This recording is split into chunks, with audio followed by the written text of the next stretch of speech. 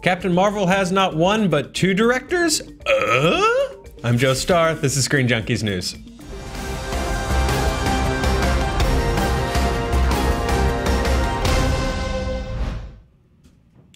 Announced just today via an exclusive in Variety, we've learned that the duo behind the film Mississippi Grind, Anna Boden and Ryan Fleck, will be hopping in the director's chairs for the Captain Marvel film, which already has Brie Larson in place to star. With me to talk about this is our own Brie Larson, Dan Merle. Me? Oh, thank you, Joe. And can I say, the kids love nothing more than a timely home improvement reference. No, right? No, on our breaking news. Yes. Really trying to hit our demographic. Really just bullseye. Yeah. Good job. I kind of just want a Wilson painting just like right behind us. Just right behind us, yeah, yes. No. I could talk about Al Borland all day, Joe. But that's not what we're here to talk about. We're here to talk about the two directors of Captain Marvel. Dan, let's talk about Anna Boden and Ryan Fleck. Yep. Why these two? It seems like a sort of a interesting sort of left field choice. Well, I mean, that's what Marvel's been doing. Reach to the right. You reach to the right. Yeah, there you go. I love it.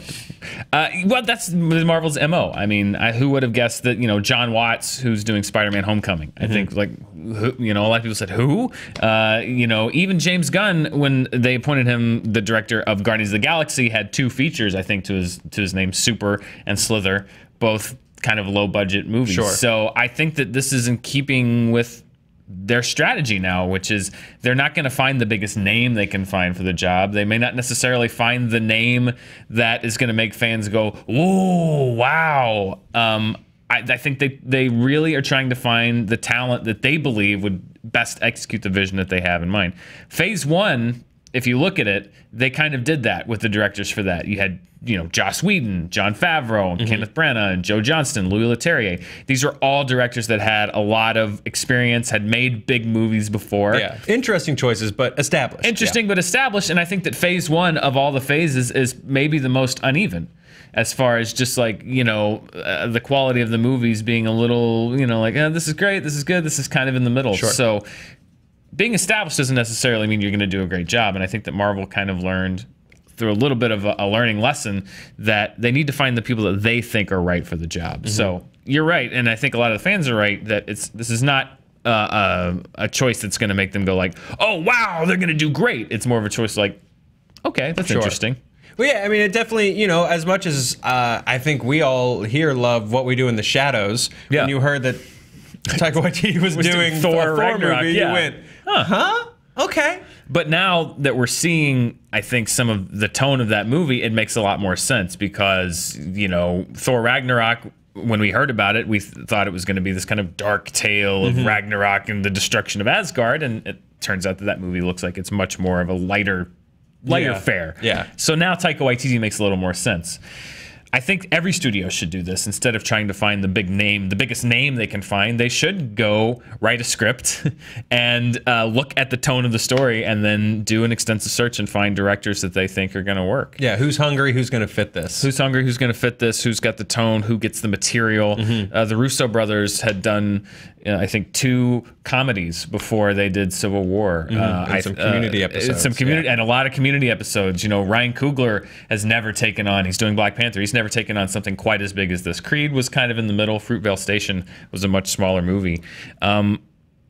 I like this trend, and I hope that it continues throughout all of the cinematic universes of Marvel and beyond, is you always want to find a director who's got a passion for the material, because if they don't understand the material, or if you just cast a name of someone who's coming to direct kind of a workmanship job, I don't think you're going to get that passion, which is what you really need, for a movie to succeed. You need that fire, you need that passion and that drive. So do Ryan Fleck and Anna Boden have that? We'll find out. Yeah, well, so they did this film, Mississippi Grind, which stars Ben Mendelsohn and Ryan Reynolds, which means I need to see it. I don't know how that slid under my radar. They also did Half Nelson, which made a bit more of a splash than Mississippi Grind did. Yeah, Half Nelson really is kind of, looking at their filmography, is the one that stood out for me. It was made in 2006. This is the movie that kind of legitimized, if you will, Ryan Gosling. He'd done, Remember the Titans. He was kind of a sort of teenage heartthrob. He'd done The Notebook and had become kind of the romantic lead. Yeah, the go-to guy, yeah. But Half Nelson was the one that I think people took notice of him, and he was nominated for an Oscar for Best Actor for that role. That and La La Land are his only 2 Oscar nominations. Ryan Fleck directed that movie. Anna Boden wrote it. They've gone on to co-direct a lot of their stuff. So, you know, again, these are a pair that have their roots in television and in drama.